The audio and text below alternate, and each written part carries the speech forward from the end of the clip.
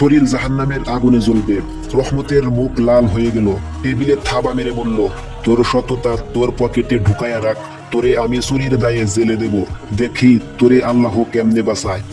সেই রাতে আবার তাহাজ্জুদ পড়ল, এবার কান্না আরো বেশি। আল্লাহ, আমি শুধু আপনার সন্তুষ্টির জন্য হারামের এই বিশাল অফার ফিরিয়ে দিছি।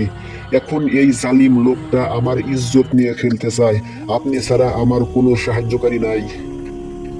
পরদিন সকাল 10টায় রহমত সাহেব হাজী সাহেবের বাসায় গেল, হাতে ভুয়া কাগজ। কেঁদে কেঁদে বলল, হাজী সাহেব, আব্দুল্লাহ গত 3 মাস ধরে গোদাম থেকে টাকা চুরি করছে, এই দেখেন প্রমাণ। হাজী সাহেব চুপচাপ সব শুনছিল। তারপর ফোন দিল, আব্দুল্লাহ, আমার বাসায় আসো তো, জরুরি কথা আছে। আব্দুল্লাহ আসলো, মাথা নিচু, রহমত বিজয়ের হাসি দিচ্ছে। হাজী সাহেব বলল, আব্দুল্লাহ, তোমার নামে চুরির অভিযোগ, রহমত প্রমাণ নিয়ে আসছে, তোমার কিছু বলার আছে? আব্দুল্লাহ তখন বলল, হুজুর, আমার কোনো উকিল নাই, সাক্ষী নাই, প্রমাণ নাই, আমার একমাত্র সাক্ষী আমার আল্লাহ।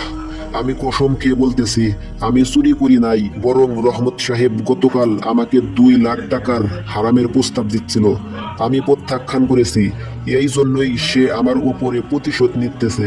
রহমত হাসতেছে, হুজুর, চোরের মুখে ধর্মের কাহিনী। হাজী সাহেব চুপ করে ড্রয়ার খুললো, একটা মোটা লেজার বই বের করলো, ধুলা ঝেড়ে বলল, রহমত, তুমি ভাবছো আমি বুড়া, কিছু বুঝি না?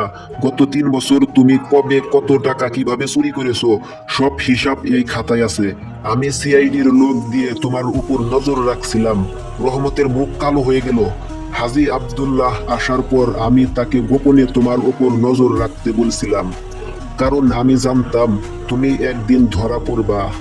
কালকের 20 লাখের চালানটা ছিল আমার প্ল্যান। আমি ইচ্ছা করে তোমাকে টোপ দিচ্ছিলাম। আব্দুল্লাহ পাশ করেছে, তুমি ফেল করেছো। রহমত কাঁপতে কাঁপতে বের হয়ে গেল, পুলিশে ধরাইয়া দিল।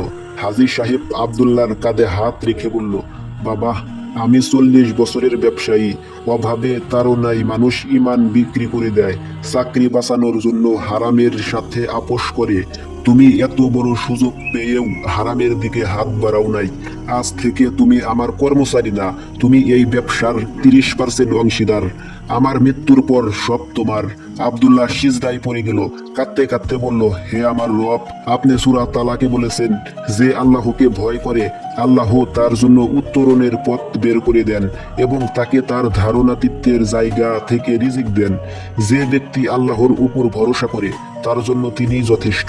5 বছর পর আব্দুল্লাহ এখন শহরের নামকরা ব্যবসায়ী। হাজী সাহেব মারা যাওয়ার আগে ওসিয়ত করে গেছে, আমার সব সম্পত্তি আব্দুল্লাহর। তার 3টা গুদাম, 2টা দোকান, নিজের বাড়ি গাড়ি, কিন্তু অহংকার নেই, কারণ সে জানে এগুলো আল্লাহর আমানত হিসেবে দিতে হবে।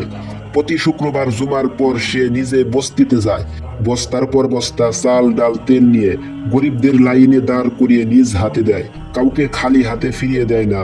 এক বর্ষার রাত, ঝড় বৃষ্টি, হাসপাতালের সামনে 22 বছরের এক যুবক কাঁদছে।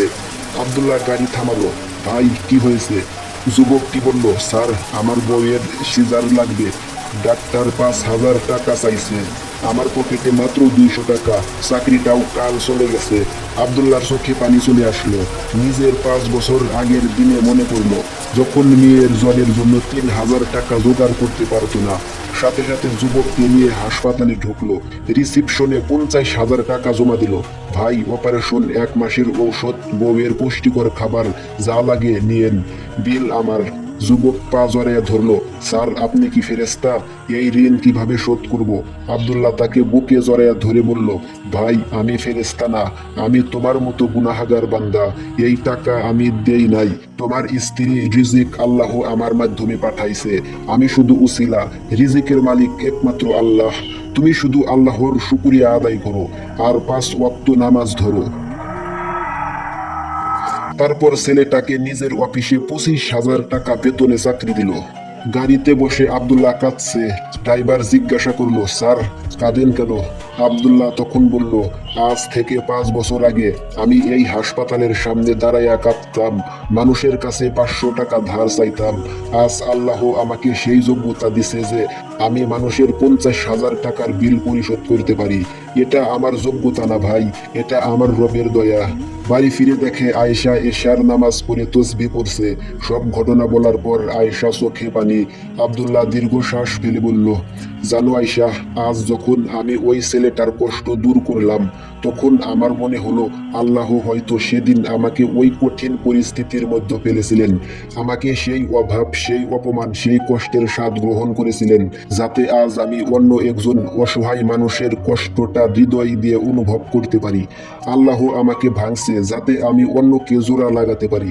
আয়েশা স্বামীর হাত ধরে বলল, সুবহানাল্লাহ, ঠিক বলেছ।